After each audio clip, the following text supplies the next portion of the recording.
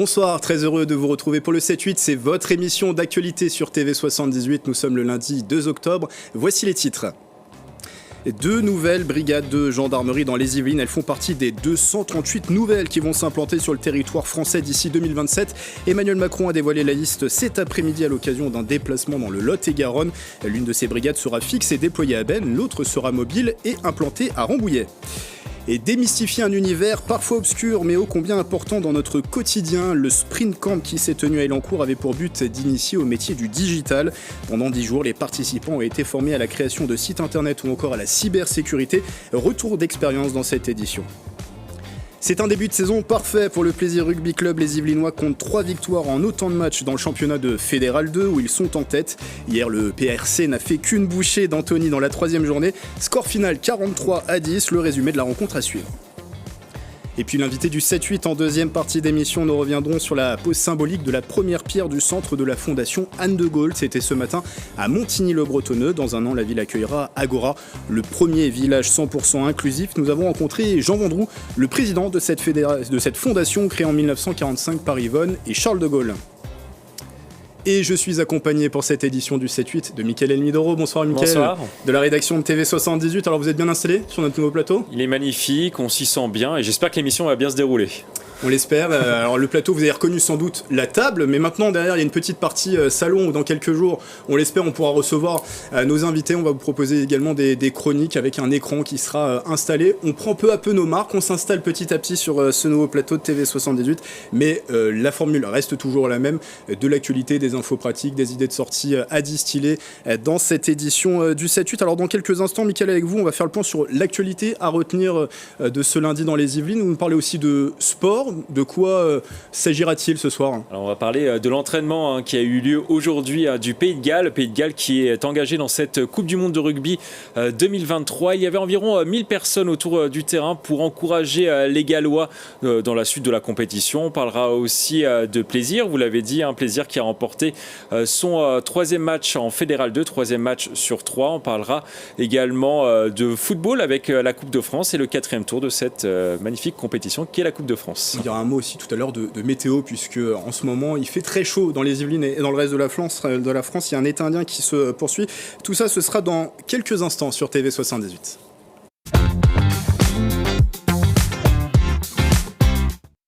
Mais d'abord, Mickaël, ce qu'il faut retenir de l'actualité du jour dans le département. Et pour commencer, l'Yvelinois Gérard Larcher a été réélu à la présidence du Sénat.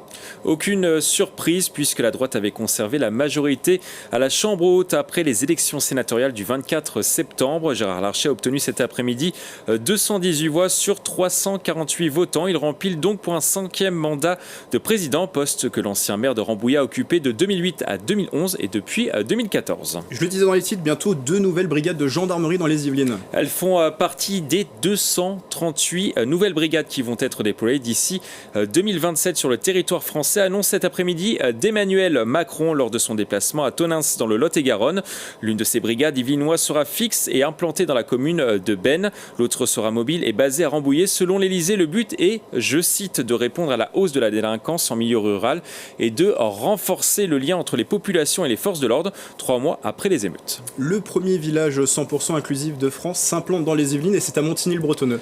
Ce matin, lundi 2 octobre, avait lieu la pose symbolique de la première pierre par la fondation Anne de Gaulle. C'était en présence d'Aurore Berger, ministre des Solidarités et des Familles, et de Fadila Khattabi, ministre déléguée chargée des personnes handicapées. Pendant longtemps, on n'a pas voulu voir les personnes en situation de handicap.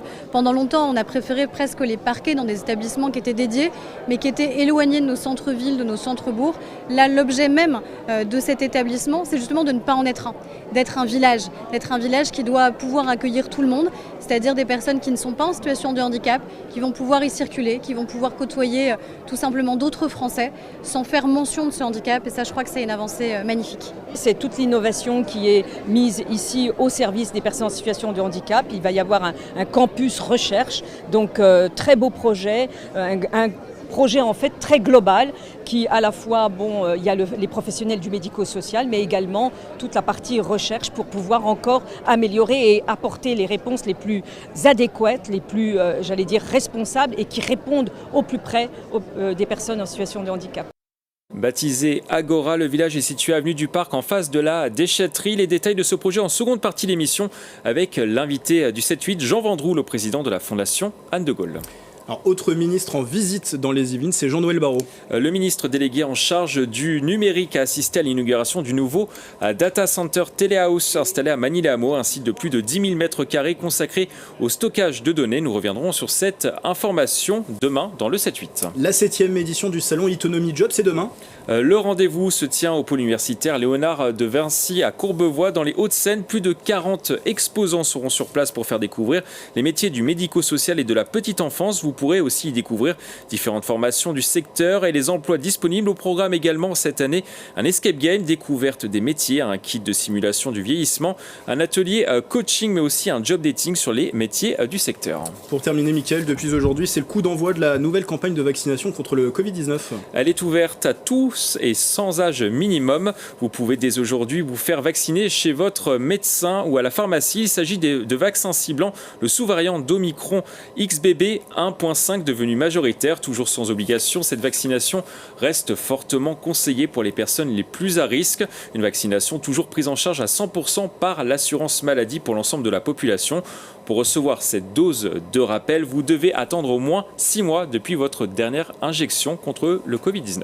Merci Mickaël, et si vous aussi vous êtes témoin d'une information qui vous fait réagir près de chez vous, n'hésitez pas à la partager sur les réseaux sociaux en utilisant le hashtag 78news.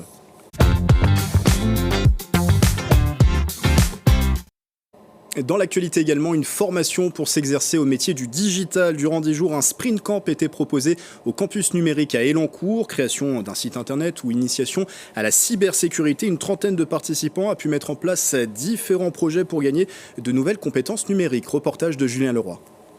L'image elle est là, elle est parfaite. Et ben en fait j'ai fait aligner à gauche. Oui. Et ben du coup en fait ça a déformé le texte en fait. Bien sûr. Démystifier un univers parfois obscur, c'est l'objectif du Sprint Camp organisé au campus numérique à Elancourt. Le concept s'initie à 5 professions du digital gratuitement durant 10 jours. La trentaine de participants saint-quentinois a pu découvrir les métiers de développeur cybersécurité, community manager ou web designer. Pour ces personnes parfois éloignées du monde du travail, pas de prérequis, seulement la motivation d'apprendre. C'est vraiment la première étape vers retourner en formation après, enfin, ou retourner à l'emploi, hein, mais c'est juste remettre le pied à l'étrier, développer des nouvelles compétences, ou se sentir en confiance avec les compétences qu'on possède. On le voit, il y en a pour certains qui savaient tout juste allumer un ordinateur et qui ressortent de là-dedans avec au moins des cordes en plus et des envies supplémentaires, et de se dire aussi qu'on peut tout simplement y arriver. Après une formation de graphiste, Café China, 28 ans, a décidé d'intégrer le Sprint Camp pour acquérir de nouvelles connaissances numériques. En 3 jours, elle a créé sa propre page internet sur Wix avec l'aide de sa formatrice Sandra. Je me lance en freelance pour faire des chartes graphiques, vraiment me spécialiser dans la charte graphique et tout. Donc éventuellement aussi faire des sites web pour des gens. Habituellement quand on ne connaît pas quelque chose et qu'on est en face d'une grande personne, de quelqu'un quand on est déjà adulte, on a du mal à poser des questions. Mais c'était vraiment comme des discussions et ça passait crème. Ils ont une manière en fait de t'apprendre sans te rendre stupide.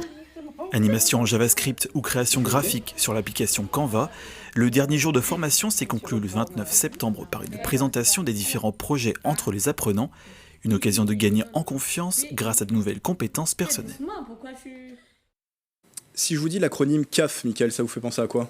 CAF, la caisse d'assurance familiale, c'est ça ? Caisse d'allocation familiale, c'est bien ça. Alors, familiale, c'est ça, ouais. C'est ça, caisse d'allocation familiale qui recrute et propose une grande diversité de métiers. Demain mardi, la CAF des Yvelines organise son premier forum des métiers dans ses locaux à Versailles. C'est de 9h à 14h. Tout ce qu'il faut savoir sur ce rendez-vous avec Lisa Char, qui est responsable des ressources humaines à la CAF des Yvelines. Elle a été interrogée par Régine Ralèche.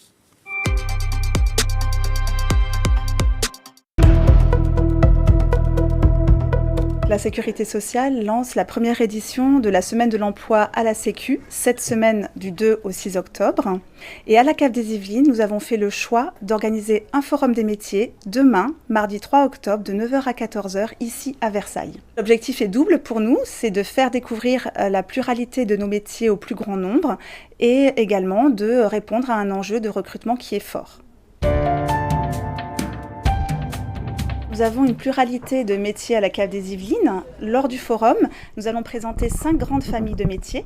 Donc les métiers des prestations et de la relation de service aux allocataires, les métiers de la relation de service aux familles et aux partenaires, les métiers de la sécurité financière, les métiers de la gestion interne, donc des fonctions support, et aussi les métiers du management. Au-delà des diplômes, nous, ce qu'on va rechercher, ce sont des compétences, c'est aussi une motivation, une capacité d'évolution. Nous formons aussi nos collaborateurs, donc vraiment, nous recherchons des profils très diversifiés, y compris, nous recrutons des alternants et des jeunes diplômés.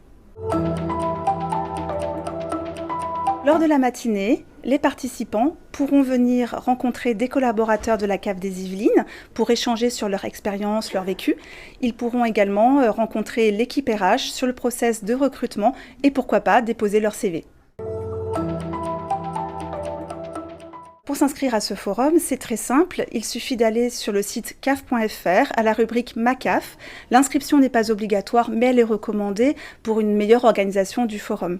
Puisque lorsque vous vous inscrivez, vous pouvez également choisir le créneau souhaité, donc soit de 9h à 11h, de 11h à 12h30 ou de 12h30 à 14h.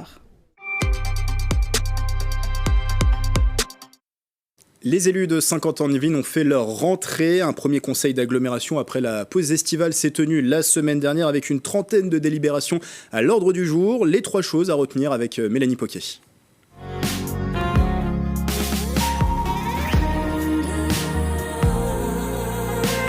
L'enveloppe, c'est une enveloppe qui contient la totalité des travaux, à la fois les aménagements prioritaires et préalables pour l'épreuve elle-même des Jeux Olympiques, les épreuves masculines et féminines de VTT, et elles comprennent également la partie héritage.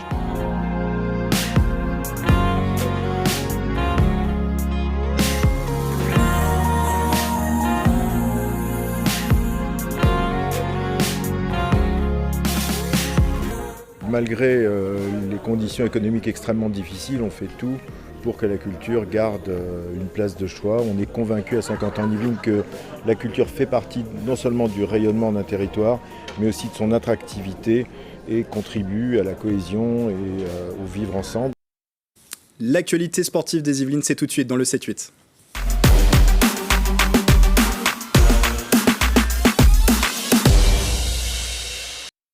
Mickaël, toujours bien sûr installé avec moi en plateau et en cette période de Coupe du Monde, on débute par du rugby. On va prendre la direction de Versailles. Le Pays de Galles s'est entraîné aujourd'hui sur la pelouse du rugby club de Versailles au stade Mauboron dans le cadre de la Coupe du Monde. C'est le stade Porchefontaine, pardon, excusez-moi, je me suis trompé. Plus de 1000 spectateurs se sont déplacés pour voir le 15 du Poireau en action et de nombreux supporters n'ont pas hésité à s'habiller en rouge. On écoute les différentes réactions autour du terrain. C'est l'occasion de voir un entraînement de rugby, donc c'est bien. C'est juste à côté de chez nous surtout, donc on a une chance aujourd'hui de pouvoir les voir s'entraîner et puis de leur rendre hommage et honneur en fait en étant présents autour du stade. Le Pays de Galles a pour camp de base la ville royale de Versailles pendant toute la durée de la compétition. Alors j'ai voulu vous faire plaisir pour cette grande première, Grégory. Je vous ai apporté un petit drapeau qu'ils ont distribué. Merci d'avoir pensé à moi, Mickaël. D'ailleurs, on voit bien sur le drapeau gallois qu'il y a du vert. C'est pour ça qu'on les a vus en vert, parce que les Gallois, on a l'habitude quand même de les voir en rouge. Exactement, vous avez raison. N'hésitez pas à le mettre à la rédaction sur votre bureau. On supporte bien sûr aussi l'équipe de France. C'est pour ça qu'il y a le petit drapeau de l'équipe de France. Et le drapeau du Pays de Galles, effectivement. Qui est donc accueilli du côté de Versailles. Alors on va continuer avec du rugby, cette fois-ci la Fédérale 2, le championnat. Alors dans le choc qui opposait le premier au deuxième de la poule 8, le Plaisir Rugby Club s'est imposé sur son terrain face à Antony sur le score de 43-10. Le résumé du match, des images de Julien Leroy.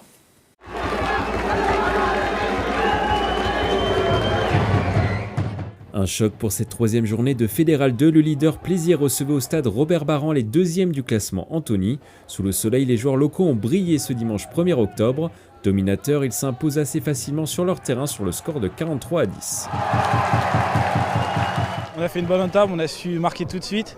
Ensuite, c'était un peu dur en revenant de la mi-temps, mais on a réussi à reprendre en main les 20 dernières minutes et on a réussi à aller chercher le bonus, donc c'est bien. Ce qui me satisfait, en premier, c'est l'engagement des mecs. Ils ont vraiment tout donné aujourd'hui, du 1 au 22. Donc ça, c'est très très bien, un très bel état d'esprit. Ça nous tenait à cœur de valider encore une fois ce bloc à la maison. Avec cette victoire, Plaisir s'envole en tête du classement de la poule 8 de Fédéral 2. Les Plaisirois sont leaders avec 5 points d'avance sur le deuxième Saint-Malo. Des résultats qui permettent au club de nourrir de grandes ambitions pour cette saison 2023-2024. Le championnat, je pense qu'on va jouer les premières places. Nous, c'est l'objectif de toute façon de se qualifier en barrage direct, enfin de se qualifier en phase finale directement, pas passer par les barrages. Donc là, c'est bien, on valide et on espère que ça va être comme ça toute l'année de toute façon. On est serein, je veux dire on est serein, on n'est pas en surconfiance, on sait où on en est, on sait où on veut aller. Voilà, donc on se donne les moyens de faire les choses. Et encore une fois, je félicite les joueurs parce que c'est eux qui font le boulot aux entraînements, le boulot en match. Prochain match pour Plaisir le dimanche 15 octobre, les Yvelinois se déplaceront sur la pelouse de Plouzané, 9e du classement.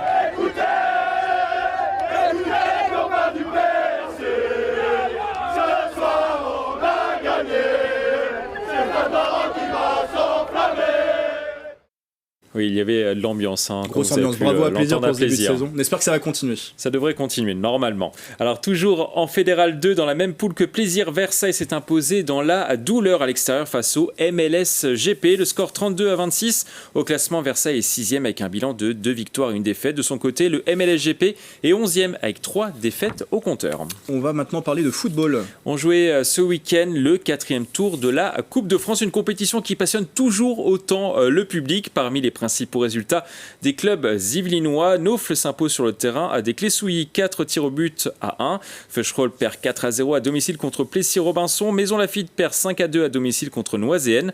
Trappes sort également de la Coupe de France en perdant 3-0 face au Racing Club de France. Houille gagne 4-0 sur la pelouse de Courcouronne et Château remporte le match 100% yvelinois contre Andrézy 10-1. Les rencontres du 5e tour auront lieu les 14 et 15 octobre. Comme d'habitude, on espère qu'il y aura un petit pousset yvelinois à l'image de Versailles, comme il y a 2 saisons. Qui avait atteint les demi-finales de la Coupe de France. Absolument. Et qui avait perdu contre Nice. Ouais, c'était historique pour un club yvelinois. Dans vos résultats sportifs, on parle aussi d'handball féminin. Dans le championnat de National 2, Montigny, le Bretonneux s'est imposé 33-21 ce samedi soir face à l'équipe de Tessie Club Handball. Une victoire à domicile qui fait du bien au classement. Les Igny-Montaigne sont à la 4e place de la poule, à 3 points du premier Roisière-Saint-Julien. On termine par du tennis. Notre Yvelinois Arthur Rinderknecht n'a pas réussi à remporter l'ATP 250 d'Astana. Il s'est incliné 7-6, 6-2 en 1h55 contre le Français Adrian Manarino, 34e mondial. Combatif, il n'a pas réussi à remporter les moments clés. Le Saint-Germanois sera au Masters de Shanghai ce mercredi à 4 octobre. Il jouera en 64e de finale contre le Hongrois Fabian Morozan. Merci Mickaël et on vous retrouve bien sûr lundi prochain pour de nouveaux résultats sportifs dans le 7-8. Je serai là. Vous serez là. C'est l'heure à présent de la météo.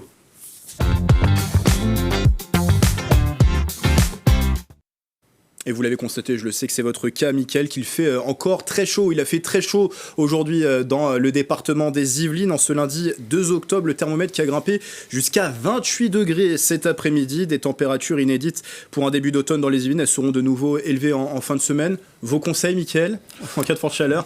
Bien s'hydrater. C'est vrai qu'en rédaction, on a beaucoup bu cet après-midi. On a aussi la chance d'avoir un peu de climatisation. Donc ça fait du bien en ces périodes de chaleur. J'ai vu quelques supporters rougir aussi du côté de Versailles aujourd'hui avec les fortes chaleurs. En tout cas, c'est vrai que c'est inhabituel en ce mois d'octobre d'avoir des températures aussi élevées, des températures estivales. Alors avant cela, demain, avant la fin de semaine où je vous le disais, les températures vont remonter. C'est le retour de la pluie en attendant demain qui va amener un peu de fraîcheur dans le département. Le matin, comptez 18 degrés à Mantes-la-Jolie, 17 degrés sur le reste du territoire yvelinois. Demain après-midi, pas de pluie mais des éclaircies. Il fera 17 à 19 degrés dans le département. Et ce mardi 3 octobre, nous fêterons les Gérards. C'est l'heure de l'invité du 7-8. Nous sommes avec Jean Vendroux, le président de la Fondation Anne de Gaulle. Bonjour. Bonjour à vous. Aujourd'hui, une pierre symbolique a été posée. La Fondation s'installe à Montigny déjà, Montigny-Bretonneux. Pourquoi ? Alors, au-delà de la première pierre, vous l'avez bien compris, c'est vraiment le lancement d'un mouvement 100% inclusif. Pourquoi Montigny ? Écoutez, parce qu'en fait, l'occasion s'est présentée d'acquérir une très grande parcelle en pleine ville et dans un environnement qui reste très apaisant, très accompagnant avec ces arbres, cette verdure. Et pour nous, c'était vraiment le premier défi qu'on a dû relever. Vous pensez bien que c'est compliqué dans une agglomération comme Saint-Quentin de trouver une telle superficie. Et là, je veux saluer naturellement l'aide des services de l'État et du préfet Jean-Jacques Brault en particulier, qui a eu un rôle déterminant avec le maire Laurent Mercart. Donc effectivement, l'écosystème est absolument exceptionnel, puisque, comme vous l'avez compris également, un des grands messages est celui de l'innovation, de solutions nouvelles, d'accompagnement, mais pas que. Une fondation qui devient également un espace de recherche et d'enseignement à côté de cette plateforme d'hébergement. Et pour ça, peut-on rêver mieux sur notre territoire que la communauté de Saint-Quentin, avec la faculté de Saint-Quentin à quelques encablures, le plateau de Saclay, tout le maillage territorial et économique, scientifique du territoire qui est tout à fait exceptionnel en Île-de-France et dans notre pays. On parle d'un village inclusif, on va y retrouver de tout, tout le monde sera accueilli sur le terrain. Pendant trop longtemps, l'accueil et l'accompagnement des personnes en situation de handicap en institution se faisait de façon relativement cloisonnée et compartimentée. Bien sûr que des structures comme celle-là doivent exister et doivent se développer parce que certaines personnes ont besoin d'un environnement extrêmement sécurisé, mais dans l'immense majorité des cas, il faut tout faire, encore une fois, pour que chaque personne en situation de handicap soit un citoyen comme les autres et puisse faire valoir son droit à l'autodétermination, en particulier de choisir là où ils veulent vivre et comment ils veulent vivre. Et précisément ce village qui est ouvert vers la ville va permettre de leur proposer la solution adaptée à leurs besoins, leur permettre de déambuler à l'intérieur du village, mais également dans la commune, avoir accès aux activités de loisirs, aux activités culturelles, bref, de vivre comme tout à chacun.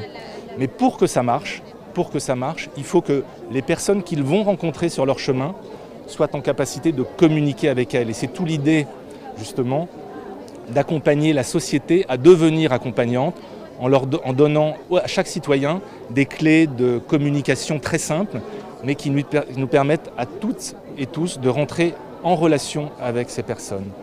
Tous les handicaps seront pris en charge. Vous êtes sur du trouble cognitif, trisomie 21. Alors, le public qui est hébergé dans nos structures sont des personnes présentant une déficience intellectuelle et ce qu'on appelle un trouble du neurodéveloppement, qui comprend un éventail très large de troubles de déficience intellectuelle, dont les troubles du spectre autistique. Mais effectivement, notre cœur de métier, je dirais, et d'expertise, c'est les troubles du neurodéveloppement et la déficience intellectuelle. Alors vous l'avez dit très vite, puisqu'il y aura un laboratoire, parce que vous l'avez pensé en 4 maisons. Alors, il y a effectivement 4 maisonnées d'habitat. J'insiste sur le terme d'habitat, parce que vraiment, c'est vraiment le cœur du projet, que ces personnes se sentent comme chez elles. Et puis, 2 autres maisonnées que nous autorise la réserve foncière de notre terrain. D'ailleurs, le permis de construire doit être déposé dans les tout prochains jours, dont l'un de ces bâtiments a vocation à accueillir le premier campus recherche dédié à 100% à l'inclusion et à l'accompagnement de l'ensemble de notre territoire, ville dans un premier temps, mais au-delà, naturellement, ce projet a vocation à se répliquer partout en France, voilà, pour rendre la société accompagnante et permettre partout, par tous, à tout moment, la rencontre accompagnée. Leur donner une certaine autonomie finalement au cœur de la société peut-être ? Oui, faire valoir leurs droits, tout simplement. Je crois que l'enjeu, il est là, la ministre l'a rappelé tout à l'heure. Faire valoir leurs droits, et le premier de ces droits, c'est d'être en capacité d'habiter, de se déplacer et de communiquer avec les autres, tout simplement. On le voit, le chantier est bien avancé. On va devoir vous libérer d'ailleurs un calendrier pour la fin de ces travaux. L'ouverture, nous tenons absolument le calendrier tel qu'il avait été fixé. L'ouverture est prévue dans 1 an, en septembre 2024. Merci beaucoup Jean Mandroux. Voilà, c'est la fin du 7-8. Merci de votre fidélité. Rendez-vous dès demain pour une nouvelle édition. Ce sera avec Mathilde Francoux. Belle soirée sur TV78.